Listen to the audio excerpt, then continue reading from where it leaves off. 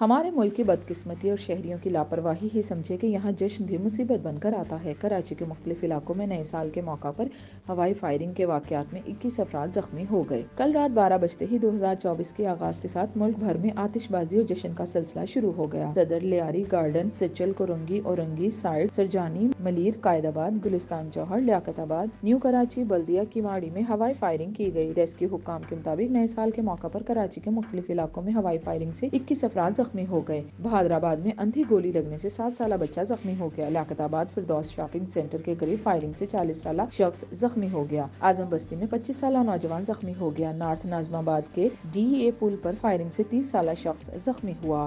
CBO کے قریب firing سے 2 افراد زخمی ہو گئے۔ نارتھ ناظم آباد میں 5 اسٹار چورنگی کے قریب فائرنگ سے 30 سالہ شخص زخمی ہو گیا۔ لیاقت آباد میں 8 نمبر کے قریب فائرنگ سے ایک شخص زخمی ہوا۔ کریم آباد میں عثمان میموریل ہاسپٹل کے قریب فائرنگ سے ایک شخص زخمی ہوا۔ ملیر سی ایریا، بلدیہ ٹاؤن اور نیو کراچی میں 3 افراد زخمی ہوئے۔ شاہ فیصل نمبر 2 گارڈن، دھوبی گھاٹ، گلشن اقبال پارک 13 D1 میں بھی 3 افراد زخمی ہوئے، جبکہ شپ آنر چورنگی کے قریب فائرنگ سے ایک خاتون بھی زخمی ہو گئی۔